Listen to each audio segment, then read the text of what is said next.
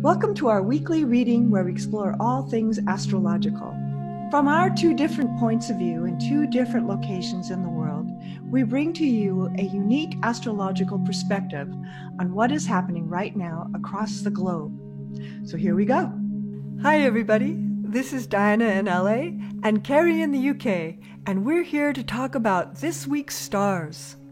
Here we are on Thanksgiving week, and as per usual, we are coming to a header at the end of the week, Thursday, Friday. So it's going to be an interesting week as we head into Thanksgiving here in the United States. This week begins today, Saturday, with the sun moving into Sagittarius. So we've got a whole new energy coming in now, where we are starting to work with the Sagittarian energy. That's a big relief. Scorpio energy is always complex, always hidden, very creative, very looking under and inside. And Sagittarius is clean and clear. It speaks the truth. It knows what it is. It says the truth. And we're coming into a time when you think of the archer pulling the arrow to make a direct connect, bullseye kind of month, though. So one of the key words for Sagittarius is truth. Sagittarius loves truth, and right now, in our country anyway, that's a big subject. Truth will out is practically a meditation that we are using to hold for the highest good of the United States and our world. The other thing that's happening as the sun moves into Sag, having been in Scorpio, Venus is going into Scorpio. So here we have that Venus world of beauty, self-esteem, how we feel about ourselves, how we feel about our ideals is moving into Scorpio. So we're going to dig it all up like we just did through the month of Scorpio, moving into Sag now. With Venus moving into Scorpio, we're sort of going into that territory again, but from another perspective, from the Venus perspective. How we feel about our ideals. What is beauty? What is goodness? And so here we come into this really interesting time again, with a pretty dynamic week yet again, with Thursday and Friday being a culmination of a lot of intensity. So Carrie, what's your perspective of all of this from your side of the world? Well, we do have a very interesting week, starting off with Mercury trining Neptune, so that will mean a lot of idyllic thinking taking place. Be very nice for all the water signs, especially if you're in the middle of your birth month. And having that trine of Mercury to Neptune on the worldwide basis will make things a bit calmer, because recently things have been quite fraught both in the UK and in the United States. But again, as the week progresses, Mercury, planet of communication, starts to favourably aspect the stellium. So again, that will ease things a little bit. Communication will free up a little bit, because at the moment people are very locked, it seems, from observing from the UK perspective. And in the United States, this will be a good aspect to free it up a little bit, so there'll be more talking between people who are not necessarily reaching to each other at the moment. So this will make it easier for people to communicate. But as the week goes on, and you mentioned Venus going into Scorpio, well, Venus is about to oppose Uranus. And I think on Friday, the moon conjuncts Uranus. That's a very quick transit. And for anybody who's got their sun where Uranus is, so any Taurians or any Scorpions out there who've got their suns there will feel this quite strongly, because of the pull between Venus and Uranus, Venus being the love planet, Uranus, the planet of disruption and enlightenment, then gets hit by the moon. So as the moon conjuncts Uranus, expect something quite emotional in the news on Friday, which will be quite dynamic, but very unexpected, and it'll be coming from an unexpected place. So do expect something like that, because that is one of the knock-on effects of that Uranus-Venus and Moon transit. Yes, and that time, that end of the week, and Friday, and I would say even Thursday, possibly, with Friday it coming out more and more conversation about whatever happens on Thursday. I feel like it's Thursday, Friday, we have to watch that. That's Thanksgiving. Some kind of news, some kind of information that happens that is quite shocking again, where we're like, what? Which we think we couldn't hear more kinds of news like that in the last months, but it's continuing, and it's so amazing to me. You know, we're just been on the most roller coaster ride of astrology that I've ever seen. In the UK, they're now talking about immunizing the population with a vaccine for COVID. So all this has happened in the week since Pluto and Jupiter went together.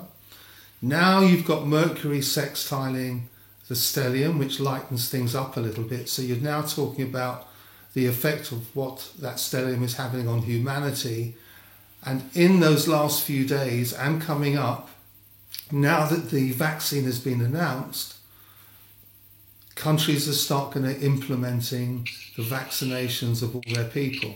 So this is the beginning of the end of the pandemic. Exactly. Meanwhile, our numbers are the highest than they've been, at least here, of COVID cases and deaths. Unfortunately, it is at its absolute peak, but it is the healing crisis, right? When the healing is the closest, the intensity of the sickness gets the greatest. And we're really encountering that right now, where as the vaccines, 2 and maybe even 3 different vaccines are in the works, we are at our maximum height of illness. Yeah, in the UK, the figures are saying that the population in their 70s and 80s are the most vulnerable. So for this news to come out, and in the week that we had all this activity with the stellium, now the communication that's going to take place between the powers that be and the people will free up a little bit now, because it's been very closed over the last few months, and now it's beginning to open. In the next few weeks, we've got Mars coming up to squaring the stellium, which will be quite challenging, but at the same time that happens, the Sun will also be trining Mars, so favourably aspecting Mars as it travels through Sagittarius, and that will lighten things up a little bit. So we've got a bit of a rocky road to go. I think the rocky road is going to be more political than health now, because I think in the United States, like in the UK, they need to start vaccinating their people and starting to heal, not just the thinking, but healing the population who've been affected with COVID in the United States, which is more than anywhere else in the world at the moment. Right, and that healing is philosophical, right, ideal, and physical. As we are coming together as a nation again, trying to do this transition of power from president to president, and all the chaos that has ensued since the election, that still there's not an absolute known about this. Of course, it will be play out, but there's so much disagreement and challenge to our whole process of a democracy. And so that's Venus oppose Uranus to me.